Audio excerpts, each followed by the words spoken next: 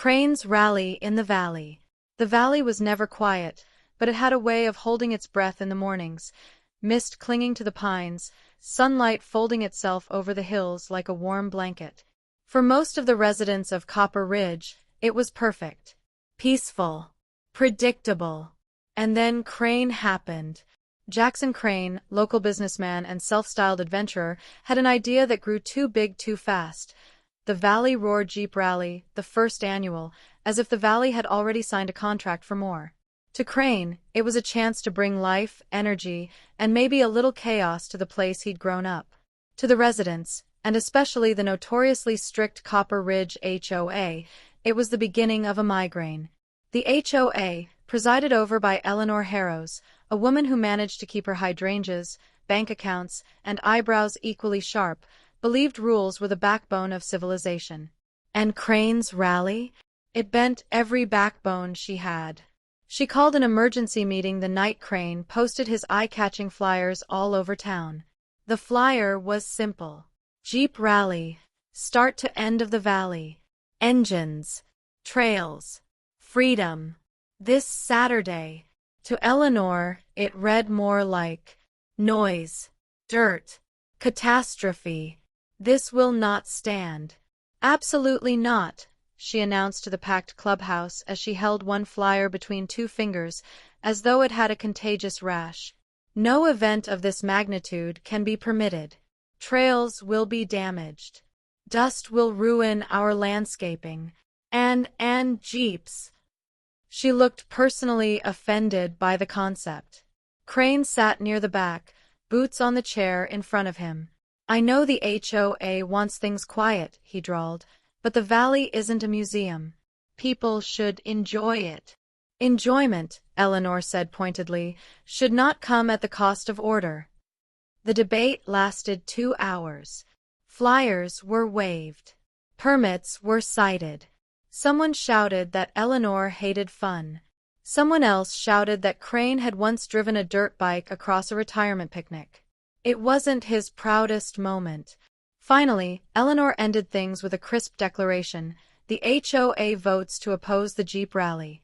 It is officially prohibited. Krane stood. Then I guess I'll see everyone Saturday. Gasps. Eleanor sputtered. It was glorious. The morning of the rally dawned warm and golden. Krane's crew, friends, cousins, and anyone excited by mud and horsepower, rolled into the valley in a parade of jeeps shining in the sun.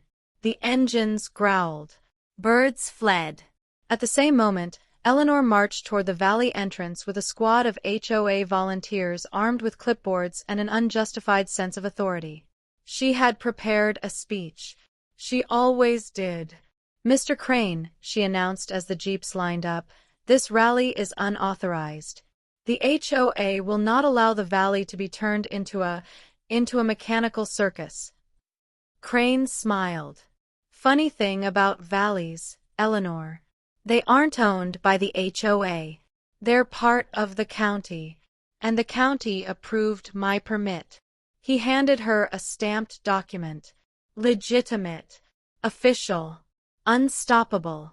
Her jaw locked so tightly it squeaked. Before she could recover, the engines revved, and the rally began with a roar that echoed off the mountainsides like an ancient beast waking from a nap. The jeeps surged forward, kicking up trails of dust as they wound through the sprawling valley floor. Spectators cheered. Kids waved homemade flags. Dogs barked joyfully. Even some HOA members, traitorous, smiling, took photos. Eleanor chased Krane's jeep on foot for a good 30 yards before giving up, furious and breathless. The course was challenging. Steep inclines, rocky dips, twists along the creek that splashed up cool water. Krane led confidently, not because he needed to win, but because the valley was his playground and he knew every secret curve. Behind him, drivers hooped and hollered, slipping through mud and sunlight with equal enthusiasm. Along the ridge, Eleanor watched with binoculars, muttering, "Menace! Menace! Menace!" every time a jeep made a particularly daring turn. But somewhere in the middle of her muttering, something happened, something she did not expect. She laughed.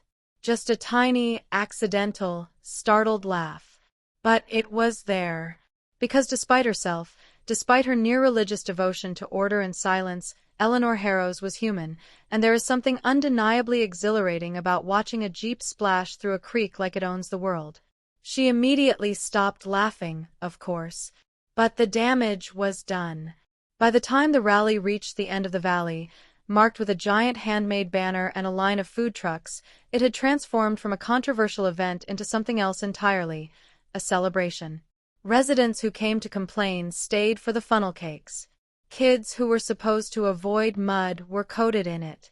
Even Eleanor approached the finish line, arms crossed but no longer storm cloud fierce. Krane walked up to her, dusty and grinning. "Didn't break anything," he said. "Well, except Gus's tire. But he enjoys replacing those." Eleanor exhaled slowly. The valley survived. It did. She paused. And the residents seemed to be enjoying themselves. Krane nodded toward a group of HOA volunteers enthusiastically taking selfies with jeeps. "Seems that way." Eleanor's lips twitched. Almost a smile. "Perhaps, next year, with some oversight." Crane's grin widened. "Eleanor, are you saying you want a second annual Valley Roar?" "I'm saying," she replied stiffly, "that if such an event were to occur, it would require proper planning." Sounds like a yes. It is not a yes. It was absolutely a yes. And the valley, still humming with the last echoes of adventure, seemed to agree.